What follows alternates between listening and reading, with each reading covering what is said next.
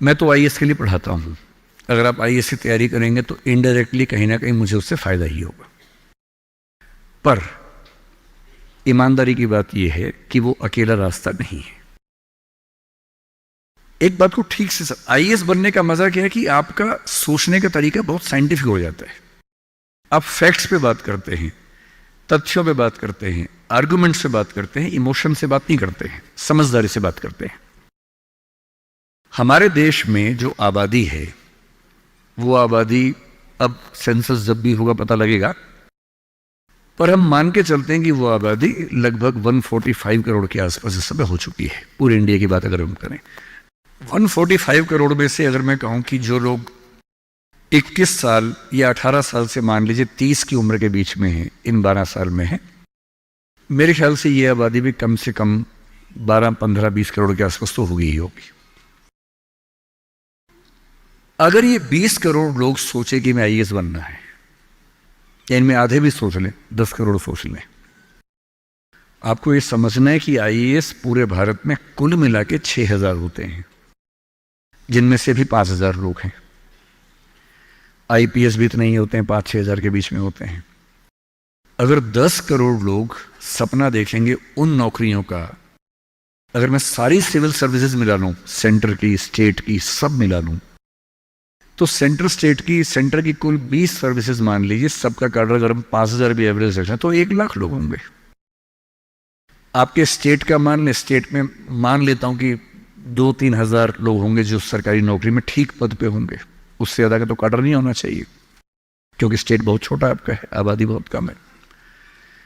तो जो नौकरियां कुल मिला के 10-12 हजार हैं, अगर देश का हर युवा सोचे कि मुझे उसी में आना है, तो इसका मतलब है कि हम एक ऐसे रास्ते पे जा रहे हैं जिसमें डिप्रेशन होने की संभावना बहुत ज़्यादा है, एंग्जाइटी होने की संभावना बहुत ज़्यादा है, बहुत लोगों को हारना भी पड़ेगा, बहुत लोगों को हासिल नहीं हो पाएगा वो सब।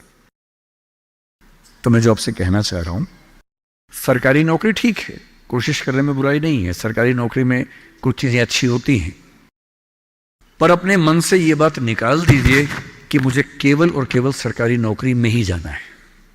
दुनिया में तमाम रास्ते हैं और मैं कुछ रास्ते आपको हिंट करता हूं इस चीज का। जैसे मैं खुद एक एग्जांपल हूं, मैं सरकारी नौकरी में रहा, मैं दिल्ली यूनिवर्सिटी में लेक्चरर था, पहले असिस्टेंट प्रोफेसर था, 2 कॉलेजेस में पढ़ाए मैंने वहां।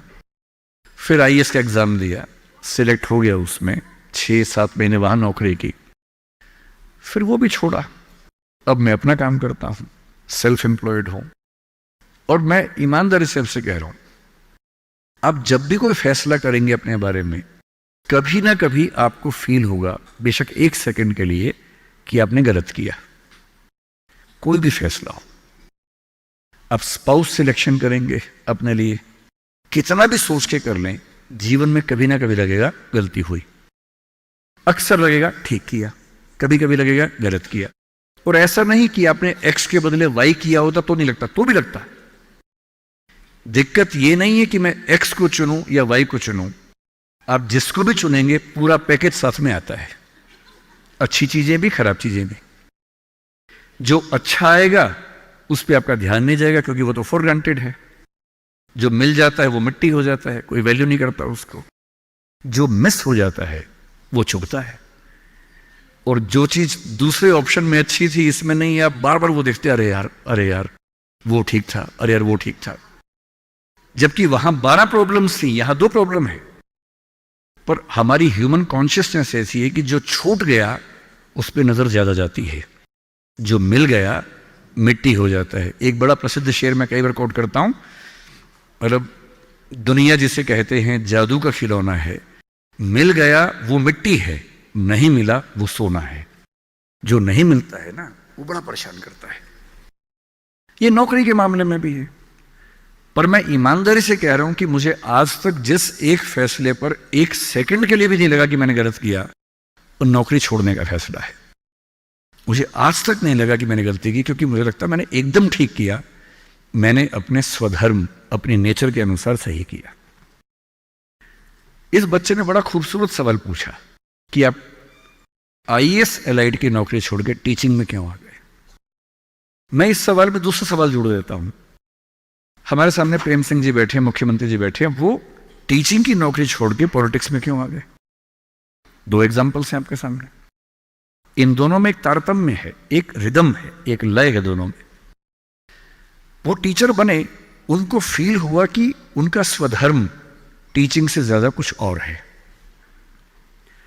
मैं आईएएस लाइट में आया, मुझे लगा कि मेरा स्वधर्म इससे ज्यादा टीचिंग में है। स्वधर्म क्या होता है?